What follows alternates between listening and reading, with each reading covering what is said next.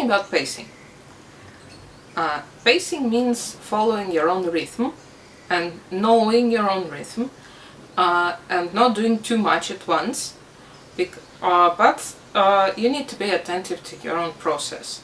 It means that sometimes you do these little dolphin dives, do it 5 minutes at a time, then return for a breather, or you alternate writing about good things or neutral things with writing about difficult things.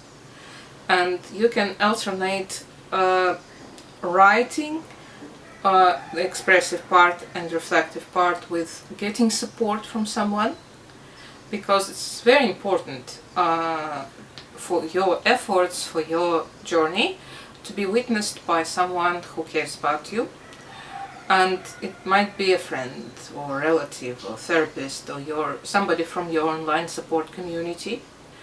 You can just say, you know, folks, I have started doing this writing practice, and oh boy, that was hard. And it's like, I need somebody to virtually hold my hand now, or say kudos, or say, wow man, you've done it. Now do something good for yourself. Have a good rest. This is a way to support yourself. But sometimes you feel that you can do more, and this is possible when you feel more grounded. And here we need to talk a little bit about the subjective scale of distress. This is the scale that you can draw on any sheet of paper, just imagine in front of yourself. It has a 0 point and a 10 point. And 0 is the total absence of distress. It means bliss, peacefulness, everything is really fine, it's no worries. And 10 is panic, horror, wanting to throw everything away, run away, hide, disappear.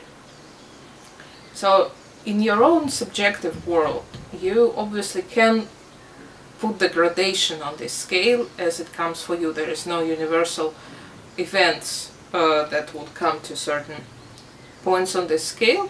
I'm thinking about this picture of two dogs, one very tall dog and one very small dog, and they obviously ran in the same puddle of mud, but one is in the mud up to its neck and one is up to its knees. So the caption says the same events cause different reactions in different people, so don't judge by your own experience.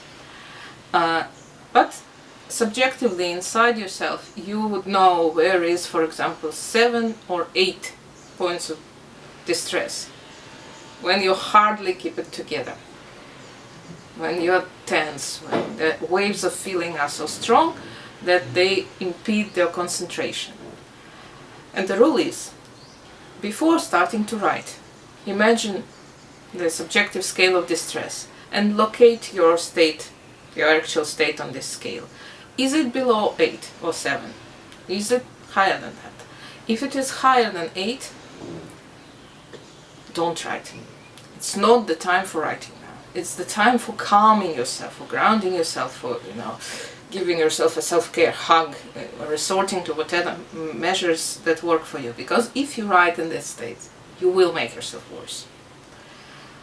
Then, if you are below 8 or 7, we have like the medium range from 4 to 7 and the low range of distress from 3 to 0. The higher you are, the closer you are to 8, the more structured should be your writing. If you are like on 7, it's good to write a list, a short list, number, dot, dot, dot. Do not, and it can be just separate words. Do not try to expand when you're in this state. Just focus, bring it closer. The lower your distress, the more freedom, intuition, and just flow you can allow yourself without risking to get drowned or pulled somewhere where you wouldn't want to go. So if you have a regular writing practice or irregular writing practice, it's very important to gauge yourself. Where are you? What type of structure would be good for you? and what type of pacing. Is it a better way for short dives, or you can allow yourself a longer stretch? Because the lower the stress allows for longer stretches.